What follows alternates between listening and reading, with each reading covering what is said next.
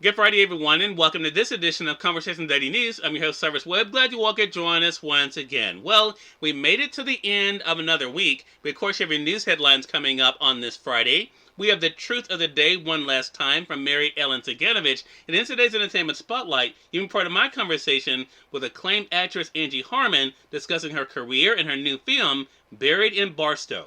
Enjoy today's program. For Conversation Daily News, I'm Cyrus Webb with their Friday headlines. In national news, Texas senator says school police chief didn't know of 911 calls. The commander overseeing police during a shooting at an elementary school in Uvalde, Texas, was not informed of panicked 911 calls coming from students trapped inside, and it's unclear who at the scene was aware of the calls as the massacre unfolded, a Texas state senator said on Thursday. Senator Roland Gutierrez said it was a system failure that word of the pleas for help from people inside Robb Elementary School on May 24th did not make their way to school district police chief Pete Arredondo.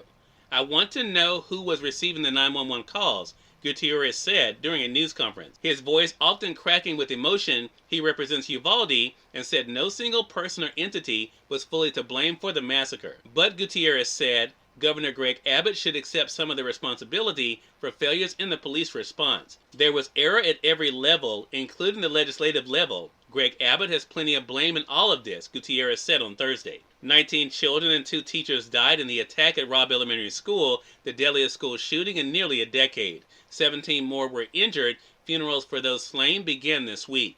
Abbott on Wednesday ordered the state to conduct in-person school district security audits. The next Texas legislative session is scheduled for January 2023. Gutierrez is among several lawmakers who have urged Abbott, who is running for re-election, to call a special session in response to the shooting. The gunman, 18, spent roughly 80 minutes inside the school, and more than an hour passed from when the first officers followed him into the building and when he was killed by law enforcement, according to an official timeline. Since the shooting, law enforcement and state officials have struggled to present an accurate timeline and details of the event and how police responded, sometimes providing conflicting information or withdrawing some statements hours later. State police have said some accounts were preliminary and many changed as more witnesses are interviewed. In more national news, police say Tulsa gunman targeted surgeon he blamed for pain. A gunman who killed his surgeon and 3 other people at a Tulsa medical office blamed the doctor for his continuing pain after a recent back operation and bought an AR-style rifle just hours before the rampage, police said on Thursday. The gunman called the clinic repeatedly complaining of pain and targeted the doctor who performed the surgery, the Tulsa police chief said. That physician, Dr. Preston Phillips, was killed on Wednesday along with another doctor, a receptionist, and a visitor. The attack occurred on the campus of St. Francis Health System in Tulsa. The chief identified the shooter, 45, of Oklahoma. It was the latest in a series of mass shootings in the United States, including the deadly school shooting in Uvalde, Texas, and an attack on a supermarket in Buffalo, New York. The recent Memorial Day weekend saw multiple mass shootings nationwide, including at an outdoor festival in Oklahoma, 45 miles from Tulsa, even as single death incidents accounted for most gun fatalities. In more national news, as natural gas expands in Gulf, residents fear rising damage. For a while, it seemed as though an era of expanding fossil fuel facilities might be ending. Last year, President Joe Biden announced his intention to fight climate change by sharply reducing emissions. Yet since Biden became president, the U.S. has become the world's largest exporter of liquefied natural gas as demand for the fuel escalated. Russia's invasion of Ukraine intensified the push, heightening demand for natural gas, especially for European countries reliant on Russian energy. In international news, Queen Elizabeth II to miss Jubilee service amid discomfort. Queen Elizabeth II stepped gingerly onto the Buckingham Palace balcony on Thursday, drawing wild cheers from the tens of thousands who came to join her at the start of 4 days of celebrations of her 70 years on the throne. Her fans sported Union Jack flags, party hats, or plastic tiaras. Some had camped overnight in hopes of seeing the 96-year-old queen, whose appearances are becoming rare, and a chance to watch the Trooping the Color, a military parade that has marked each sovereign official birthday since 1760. Elizabeth, who became queen at 25, is Britain's longest reigning monarch and the first to reach the milestone of 7 decades on the throne. Yet after a lifetime of good health, age has begun to catch up with her. Buckingham Palace announced late Thursday that the Queen would not attend a Thanksgiving church service today after experiencing some discomfort at events on Thursday. The palace said with great reluctance the monarch has decided to skip the service at St. Paul Cathedral. And finally, in business news, stocks shake off a wobbly start on Wall Street in higher. Stocks on Wall Street overcame a shaky start to close broadly higher Thursday as the major indexes more than made up for their losses earlier in the holiday-shortened week. The S&P 500 rose 1.8%, with more than 85% of the stocks in the benchmark index notching gains. Cyrus Webb, Conversations Daily News. It's on time for the Truth of the Day with Mary Ellen Ciganovich. Mary Ellen, take it away. Hi, this is Mary Ellen with your Truth of the Day. Remember, your words have power. The words you choose to say to yourself and other people carry great power. You have a choice to offer yourself loving kindness, or you can stay stuck belittling yourself with all your negative thoughts. Likewise, you have a choice with every word you say to others.